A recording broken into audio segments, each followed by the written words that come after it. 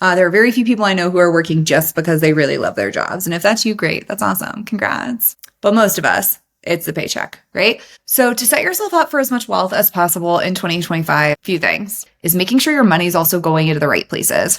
You should be maxing out a 401k match. So if your company matches some percentage of your 401k, you should be maxing it out. It's not fun. That's not a fancy way to spend your money, but it is tax-free. It will help you when it comes time to retire. And then there are other emergencies where you're able to take money out of your 401k that you don't even have to pay penalties on. So make sure you're maxing out your 401k match. Same with an HSA.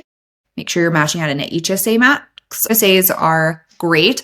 They not only cover a lot of your medical expenses, but you can actually take money out of those investment accounts for other purposes. Welcome back to this episode of Secrets of the Career Game. So many people are trying to navigate a corporate world that is laden with secrets, cleverly hidden, and unspoken rules to a game that most employees don't even know that they're playing. On this podcast, we try to give you a peek behind the curtains and some tips and tricks to ultimately make you successful in your career and help you progress a little bit faster. Hello, my lovelies. It is 2025. It is a new year, and we want to start off this year in the best way possible. So here is how to go into the new year and kind of set yourself up for success and some of the topics that are coming up soon for us to review on the podcast. So first off is going from one year to another. Everybody likes this new year, new me. We come up with all these great ideas. We're going to totally change who we are. The reality is that becoming a new version of ourselves, an improved version of ourselves, only happens if we put in the work and the effort and the time and the intentionality. If you go into 2025 and you do the exact same things that you did last year, your life is not going to look different at the end of 2025. It is going to look exactly the same because you did the exact same things.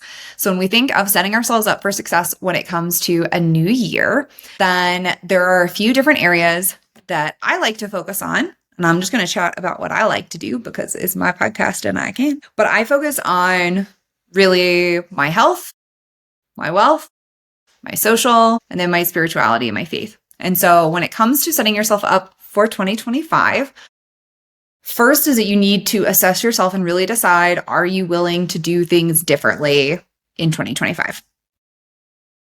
Or do you really want to do the same stuff and you just want magically your life to be different? Because generally it doesn't happen that way. Let's all be honest. So if you're ready to lean in and really start to make your life improved and different, you're going to have to do new things. You're going to have to do uncomfortable things, and you're going to have to set yourself up in a way that is going to give you the time and the space that you need to be successful. So we'll start off first on the career front. This is Secrets of the Career Game. So for me, this falls under that wealth category. When it comes to how you want to improve your life, your career for most of us is generally where our money comes from. There are very few people I know who are working just because they really love their jobs. And if that's you, great. That's awesome. Congrats. But most of us, it's the paycheck, right? So to set yourself up for as much wealth as possible in 2025, a few things. First off, if you're expecting to get promoted this year, conversations about that promotion start now.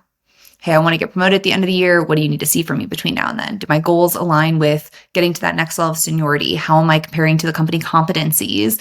Where do my soft skills need to improve? And what do I need to achieve over the next 12 months in order to make this feasible? Have that conversation with your boss now. Get yourself set up for success and set good goals. This kind of feeds into number 2, which is the goals that we're setting. So when it comes to setting a goal for your career, you should have 2 reach goals. These are things that really set you up for that next level promotion. They should be strategic, high impact, broad scope, collaborate across multiple teams. 2 goals that are specific to your BAU that prove you're still capable of delivering your existing job. And then 1 goal that is some type of development, building your leadership skills, your communication skills, executive presence, a technical acumen, something that's going to help you, again, prove to your boss that you're ready for that next level. So 1, have the conversation now. 2, set right goals. And then 3 is follow through.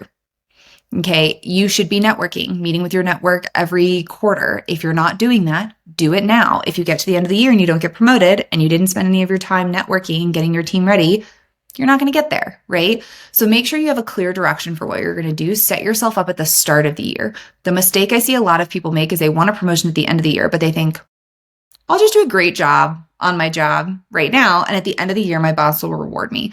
And it generally doesn't happen that way. So make sure that you're putting in the time and intention now so that when you get to the end of the year, you can actually achieve what you want. The second piece of setting yourself up for the wealth when it comes to your career is making sure your money is also going into the right places.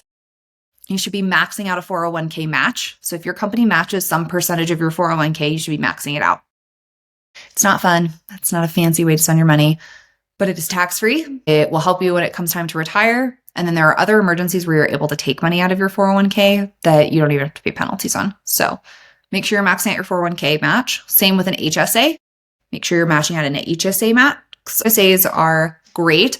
They not only cover a lot of your medical expenses, but you can actually take money out of those investment accounts for other purposes. And I am not a money expert. I'm just telling you some of the things that I have heard and that I do that I think have helped a lot. So make sure you're maxing out 401k, make sure you're maxing out your HSA. If you're able to contribute to a Roth IRA, make sure you're maxing out a Roth IRA. These are all ways that are going to grow your money faster over time.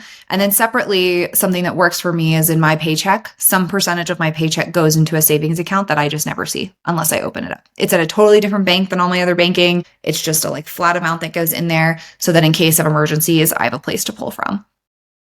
We are going to be having a wealth and money expert on the podcast this quarter. I'm really excited about it. This is me and my podcast manager have been working on finding the right guest for this for, it feels like forever, but at least 6 months. So we are going to have a money and finance person coming on the podcast in Q1. And I'm so excited for you guys to hear that episode because it will be more tips about how to really set yourself up for this wealth growth that we all want. And right now, the book that I am listening to, because for those of you guys who don't check it out, I listen to audiobooks and podcasts while I work out. My audiobook right now is Rich Dad, Poor Dad. It's been recommended to me a million times. So far, it is very good. Nothing in it that I'm like, oh my gosh, this is earth shattering and I wish I had done it 20 years ago. But a lot of reframing how you think about money that I think is really key. So when it comes to wealth, make sure your money's going to the right places. Make sure you're setting your career up for success and growth and development. And we're going to be talking about both of these topics over the next quarter. So I have some really great guests talking about promotions and progression, as well as executive leadership and executive presence. We're also going to have guests coming on the podcast who are going to talk about investing your money, using your money wisely, creating that safety net, etc. Look forward to those as we go into the quarter. So the second area of optimizing yourself for 2025, I'm going to categorize as health. So I'm a little bit of a health obsessed individual. And by health obsessed, I mean, I will eat really clean for 5 days and then a whole chocolate cake. So like most of America, I guess. But what I would say is when it comes to optimizing your health, I feel that health is so important, mostly from a mental aspect. Yeah, it's great to look a certain way. Yeah, it's great to feel a certain way, but really from a mental health perspective, I feel like your health is so important. And I recently did a podcast episode on the Unconventional podcast, which I'll share to you guys as well. And we talked about how high-performing individuals who work in these high-stress jobs, then we try to have hobbies that are really calming. We're going to pick up knitting. We're going to pick up coloring. And I've been there and I've done this. But what she said is what was really interesting to me is the more high energy, high stress, high focus your current career is, the more high stress, high focus, high energy your hobby needs to be. Because switching from one to the other is really jarring if you're trying to go from something high energy to low energy. I would personally say the exception to this is scrolling TikTok because I feel like I could mindlessly do that at pretty much any time with no issue. But what I would say is that as you think of decompressing and recovering from work for your mental health, think of creating a hobby and a space that is similar energy to your work. So my career is very high stress, high organization. I run my own business. I work my corporate job. I'm writing a book. I have a lot of things going on. And so my hobby is also high stress. And that is competing in pageants. So I work in my nonprofit and I create my content for that. And I have to prepare myself physically and mentally. I prep for interviews, all these skills, right? So what I would say is, as you're going into 2025, you want your health to be high. Figure out what a high energy hobby will be for you if you're a high energy career professional, right? So make sure that you have that balance, because without that balance, you're really going to struggle to keep your mental health balanced. The second piece of health is going to be establishing and maintaining those boundaries. All right. There are lots of companies out there that really want you to work yourself to the bone, especially now that layoffs have happened. They're thin on resources and on people. So when you go into the year, we want to set good boundaries and we want to maintain them. And I think setting boundaries gets a bad rep. I've done other full-length podcast episodes on this if you want to go into more detail, but I think it gets a bad rep because we assume it means saying no a lot. But in my experience, establishing boundaries means saying or a lot, right? So, hey, I'm happy to take that work on. It's that work or this other thing you asked me to do. Which one's more important? Or, hey, I'm happy to take this piece on, but I'm going to need these other resources, right? It becomes an or. Like, what are the trade-offs you have to make? And that's going to be really important, especially the more senior you get in order to maintain those boundaries. So what trade-offs are we making to get the most important work done? And what does that look like? So step one, make sure that your hobbies match your work stress level so that you have a good way to decompress and mentally recover. Step two, make sure that you're making and maintaining boundaries. Maintaining is much harder than establishing. Okay. It's easy to say, hey, I don't work after 6. It's way harder to actually not work after 6. Okay. So maintaining boundaries is kind of the key thing here. Thank you for tuning in to today's episode. If you're finding the information on this podcast helpful and you're looking to take control of your career and start to elevate yourself to the next level, go ahead and check out our course. Go to bit.ly/career coach course to get signed up today and to start taking your career to the next level and navigate the secrets of the career game. The third one is making sure that your physical body is healthy. I think a lot of the time we take for granted that our body is healthy until it's not. If any of you guys, like, I'm going to use 2020 as an example. We're all like, oh, life is great. All of a sudden there's a pandemic and we're all freaking out, right? Because our bodily health is at risk. So for me, as I mentioned at the start of the podcast, I'm all about a little bit of balance. I eat pretty much non-processed, very healthy foods, let's say 80% of the time. And then, a chocolate cake at dinner or a glass of wine or whatever it is. Make sure that the goals you're establishing for yourself are healthy. I have other guests coming on the podcast this month. Masha Challenge, who's my personal trainer, is going to be on this month. I also have a chef who was recently on Chopped coming on to talk about healthy meals and how to create a career out of that, but also how to just really maintain your health. So there's going to be, again, in Q1, lots of guests coming on to talk about your health here. But my personal advice is find an exercise that you don't hate. I'm not a fan of the influencer trend of you have to lift or you have to do Pilates or you have to run 22 miles every day in order to be healthy. I just don't think that's feasible. I think if you find something that you like, you're much more likely to stick to it. So find something that you like. I like doing lots of different things. So I lift 4 days a week. I do Pilates 1 day a week. Sometimes I jog. Sometimes I take a dance class. Sometimes I go to bar. For me, it's about changing it up and doing different things that I enjoy. My workouts don't get stale and super boring. But if you hate working out, go for a walk. Just walk outside. Get 15, 20,000 steps. That's better than a workout, arguably, according to a lot of science. So find something that you like that you will continuously do and stick to it when it comes to your health. So find exercises that are going to keep you energized. They're going to make you excited. This is also going to go back to that mental health. For me, I am a much angrier, much crankier person when I do not exercise. Okay. Because I feel like bleh, and then I have to do all the things and there's no mental recovery for me. So make sure that you find things you like that you're going to stick to and balance it with at least a somewhat healthy diet.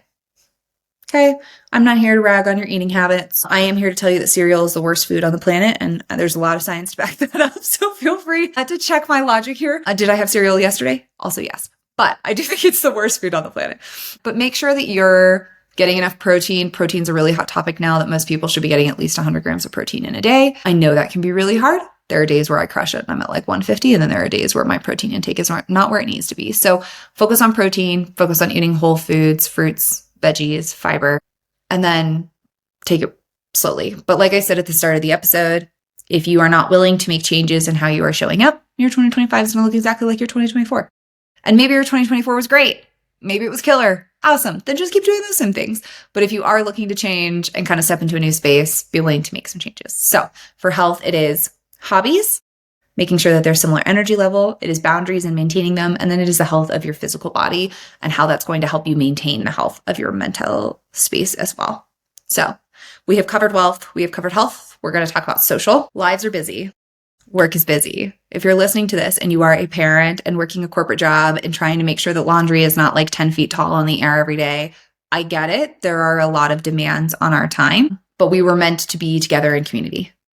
Okay. And especially with work from home, huge fan of work from home. On the record, you guys have heard me say this before. I'm not saying everybody go back to it. I just know there's going to be hate comments. Okay. Working from home is great, but it greatly decreases our community feel. It greatly decreases our social interaction. Instead of going out to lunch with our coworkers in person, we're team messaging. Instead of getting to chat with people one-on-one, we're pretty much sending everything in an email. So you have to create your own community. So in the career space, creating your community means maintaining your network. This is those quarterly meetings with your high influencer list. There's a whole episode on building your influencer list and building your network. Go listen to that one. But making sure you're maintaining those relationships, you're carving time to talk to people, you're carving time to build relationships. Without that, you're going to struggle in all these other areas. So that's the work version. If you're in office, great, do it in person. Grab coffee, grab lunch, chit chat at the water cooler. No, we don't really have water coolers anymore. Chit chat at the very nice fridge. I don't know. But make sure you're maintaining your network. That's the career version of social. The separate part is make time for friends, for family, for travel, for exploring. I live in Colorado. I love to go explore different cities around Colorado, especially in the summertime. And so for me, that's part of my socials, like getting out, meeting new people, getting to explore, getting to go on hikes. That is part of how I both disconnect from my mental health, going back to the health piece, but also how I maintain social. I'll invite some of my friends. Hey, do you and your family want to come hiking with us? Do you guys want to come up and go paddleboarding? And that creates that community feel, and it gets us out in a space that we can explore new places. Making sure you make time for that. This is another reason why I got involved in pageantry in the first place, is post-COVID. I was feeling really disconnected. We'd moved to a new state. I didn't know many people. I was having a hard time getting involved in the community. And pageants were great because it introduced me to amazing, high-achieving women who are now some of my closest friends. It gave me social outings to go to and to attend that made me feel more connected. And it got me involved in volunteering, which is kind of the third aspect of social, which is some way of giving back. Mental health studies have shown that when we show gratitude, when we volunteer, our overall happiness is almost always exponentially higher. So if you have the time, even if you don't have the time, find some time to go volunteer when you can. I tend to attend different nonprofit events once or twice every month. I used to volunteer every Wednesday, and the company that I was volunteering with, they made some changes. They don't have those same volunteers. It's actually on my to-do list for 2025 to find a new place to start volunteering again in person, because I feel like that community aspect's just, it's great when you can give back, whether that's working in a soup kitchen, or that is working in a food pantry, or that is volunteering at a hospital, something that's going to get you face to face. But it can even be attending a dinner, attending a gala, going to, this past weekend, we put wreaths on all of the veterans' headstones at our memorial cemetery in Denver. Find ways that you can get connected to your community. That is going to be really important for how you feel overall, but also that social aspect. And then the last category that we talked about is kind of faith and spirituality. And so I'm very respectful of everybody's belief systems and what's important to you. So the only thing I'm going to say on this one is I really want you to hone in and focus on what is going to help you grow in that space, right? As a Christian, for me, this is like daily prayer and reading my Bible and doing my devotionals. Okay. If this for you could be meditation, this for you could be studying crystals, this, pick your poison and your avenue. But I believe that most of us need to believe in something, and carving out the time and the space to do that is really important. For me, my beliefs and reading the book Every Good Endeavor by Timothy Keller is what led me to become a career coach. It's what led me to this entire platform that we sit on. And so my spirituality is a very important part of who I am and of my story. But I would say as you're going into 2025, figure out what that looks like for you. And be willing to set aside the time. This is the mistake I see a lot of people make with all of these, with wealth, with health, with social, with spirituality, is we feel like we don't have the time. And I get it. Okay. I am super busy all the time. I feel where you're coming from. I really do. I read something the other day that said, if you're trying to put self-care at the top of your list in 2025, you can't focus on meditating, journaling, crystals, reading, going to the gym, all these things at the same time, because you just can't manage it all. It's just too much in your brain all the time. You got to create individual systems. It's a lot. But I can also tell you, as somebody who is the mom of 2 young kids, who is married, who competes in pageants, who volunteers, who runs a company and has a job, you can do it if you are prioritizing things in a way that is healthy for you, right? My goal is never to lead anybody to like a burnout point. You should not be doing self-care to the extent that you're burning out. That clearly defeats the purpose. But what I would say is, for me, my alarm goes off at 5:30. In fact, I was just telling my husband, I need to do better at actually getting up when my alarm goes off. I did really well all year. I hit December and I was basically like, I'm tired. We're going to sleep in. But like January, we need to be back on getting up early. That's the only time I have that I can hit the gym. If I don't do it then I'm trying to squeeze it in between meetings, and then everything else gets thrown off, right? So maybe you're a morning person, maybe you're an evening person, maybe you're a lunch break person. Figure out when can you go to the gym and prep food? What does it look like for you to set meetings with coworkers to maintain your network? For me, I do these on Mondays and I do them every other week. So I have people on a rotating schedule that I don't meet with somebody much more often than quarterly unless they report to me directly, but they're on a rotating schedule so that every other week I'm meeting with somebody, right? And maintaining that network. So making sure that you're carving out time for that while you're at work, making sure you have your ceremonies for your spirituality, making sure that you're reaching out to your friends and connecting with them and spending time with them and getting that face-to-face because it is so important. It can be hard to do, especially if you have kids, because you're like, man, I have so many other things going on. The last thing I want to do is get a babysitter to go hang out with my friends when I should be doing some other things. But make sure that you are prioritizing what is most important to you. You are carving out the time and that you are prioritizing what's really important. Okay? Because in the end, I follow all these fitness influencers on social media. And I'm like, oh my gosh, they look so great and they're so healthy in their gym. That is their most important thing. They're at the gym 2-3 times a day. They go all the time. They don't have kids, or they do have kids, but they don't have any other hobbies. It's okay if that's your most important thing. For some of us, it's not the most important thing. For me, going to the gym is a mental health thing, mostly. And it becomes increasingly important as it's relative to other things that are really important to me. Okay? So I'm not saying that all of these have to be your most important, but figure out what they are, be purposeful, be intentional, make time for them, and then create ceremonies and structure so that everything is going to happen when it's supposed to happen. And if you miss a few days, that's okay. It's like those Harvey balls, if you guys have seen them, that are like what people think dedication looks like, and all the Harvey balls are full. And then it's like what dedication actually looks like. And it's like full, quarter full, half full, quarter full, 3/4 full, half full. Because the reality is like not every day is going to be perfect. Not every day are you going to show up exactly the same way, but you should show up. And on that note, I hope you guys found this helpful as we set ourselves up for 2025. Like I said, we're going to have lots of great experts coming in to talk about money, to talk about food, to talk about working out, to talk about your career and your progression and building leadership skills and executive presence. And I hope that you guys find them valuable. Go ahead and subscribe if you haven't already so that you don't miss any of these great episodes. And if you liked today's, go ahead and leave me 5 stars. Any comments or questions below and I'll get back to you. Otherwise, we will see you guys back here next week.